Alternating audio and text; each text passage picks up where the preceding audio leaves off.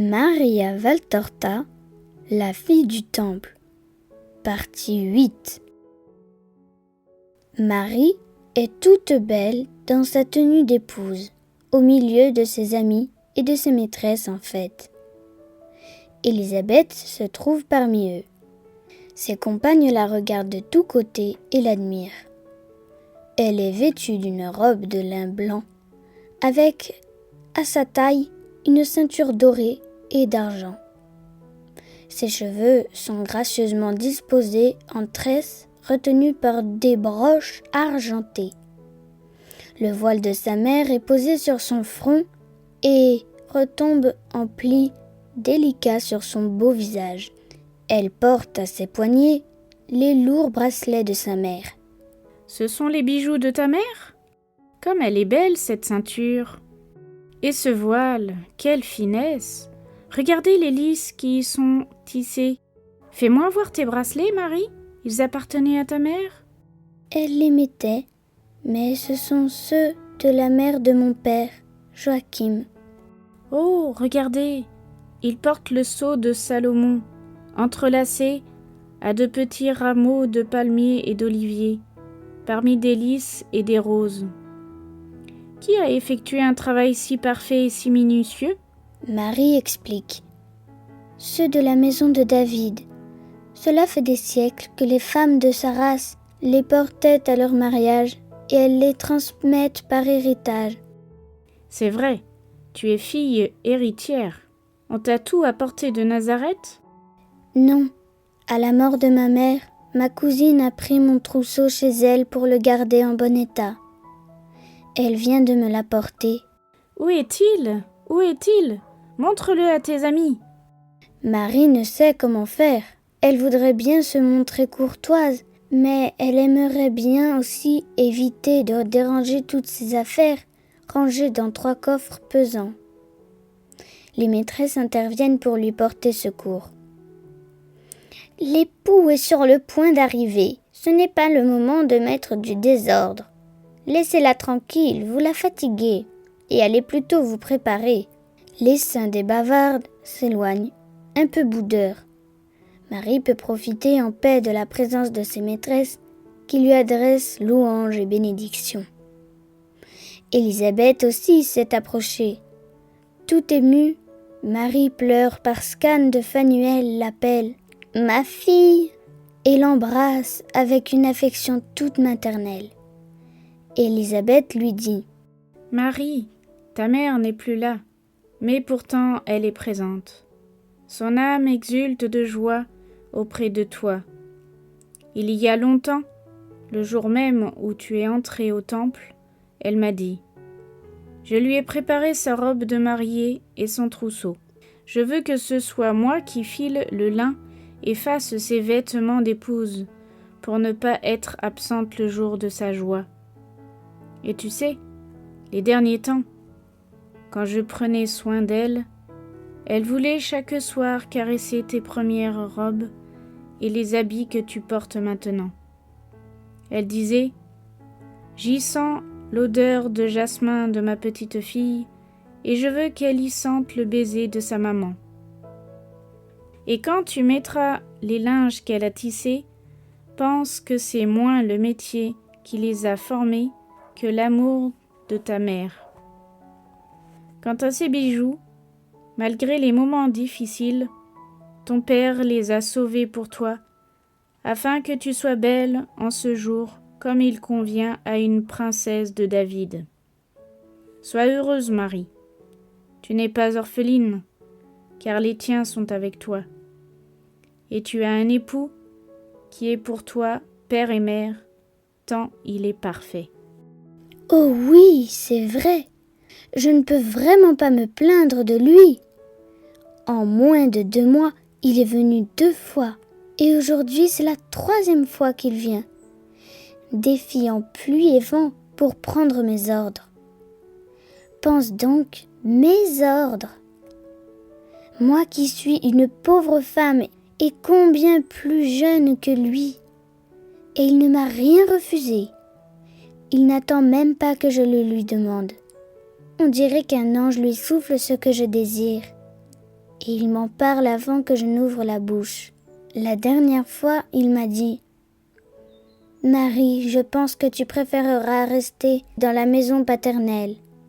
Étant donné que tu es l'héritière, tu peux le faire si tu le crois bon. Je viendrai dans ta maison. Seulement pour observer le rite, tu iras passer une semaine chez mon frère Alphée.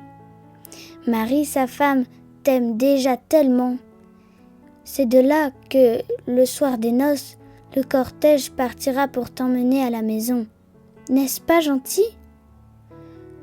Peu lui importe que les gens prétendent que sa maison ne me plaît pas. Elle m'aurait certainement plu d'ailleurs, puisqu'il s'y trouve, lui qui est si bon. Mais c'est sûr, je préfère ma maison, à cause de mes souvenirs. Oh, qu'il est bon, Joseph !» Qu'a-t-il dit de ton vœu ? Tu m'en as pas encore parlé ? Il n'a fait aucune objection. Même quand il en a su les raisons, il a dit « J'unirai mon sacrifice au tien. » C'est un jeune saint.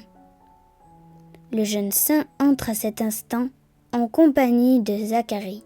Il est vraiment superbe, vêtu d'un splendide habit jaune d'or.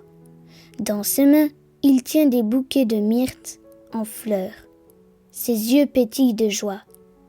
Il salue. « Paix à toi, mon épouse. Paix à tous. » Après avoir été salué en retour, il ajoute « J'ai vu ta joie le jour où je t'ai offert le rameau de ton jardin. J'ai donc pensé à t'apporter ce myrte que j'ai cueilli près de la grotte qui t'est si chère. J'aurais voulu y joindre quelques roses, mais elles n'auraient pas supporté plusieurs jours de voyage. »« Oh, merci à toi. Comme tu es bon. Comment as-tu pu lui garder une telle fraîcheur ? » J'ai attaché un vase à la selle et j'y ai mis les branches des fleurs encore en bouton. Elles ont fleuri en chemin. Les voici, Marie.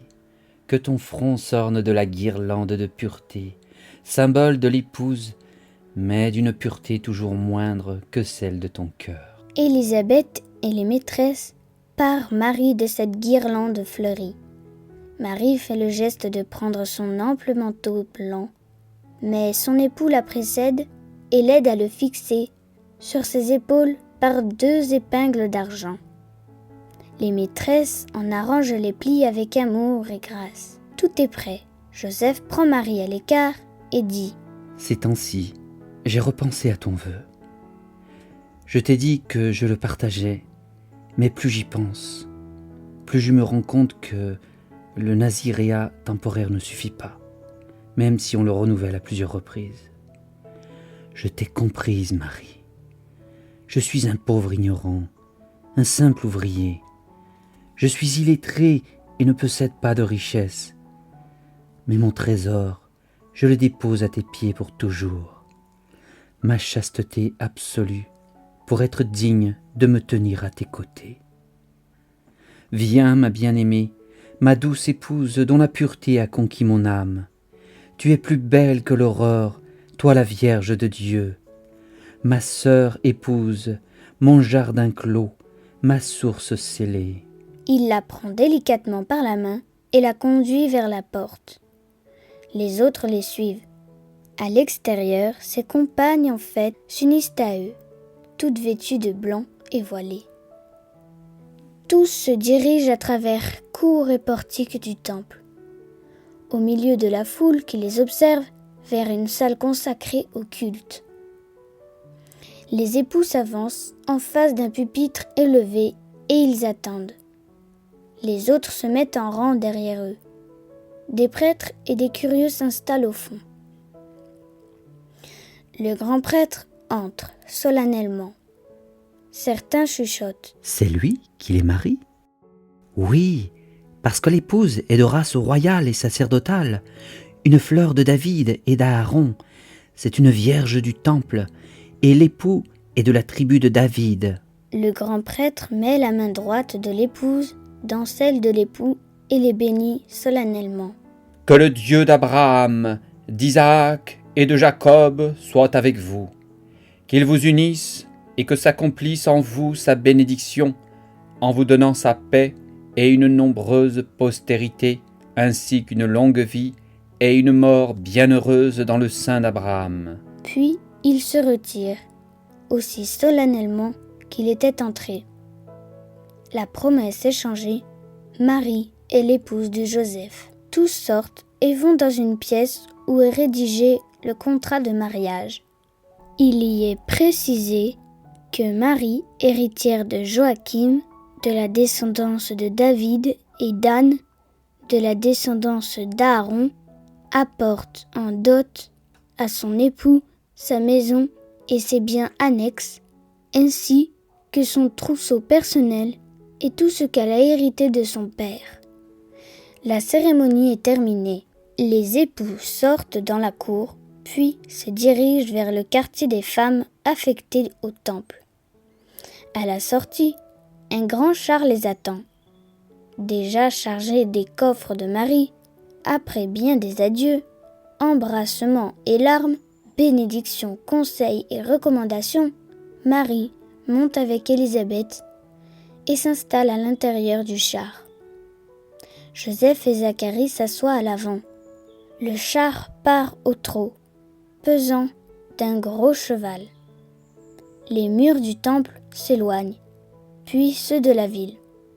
Voici la campagne, toute renouvelée, fraîche et fleurie, sous le premier soleil printanier.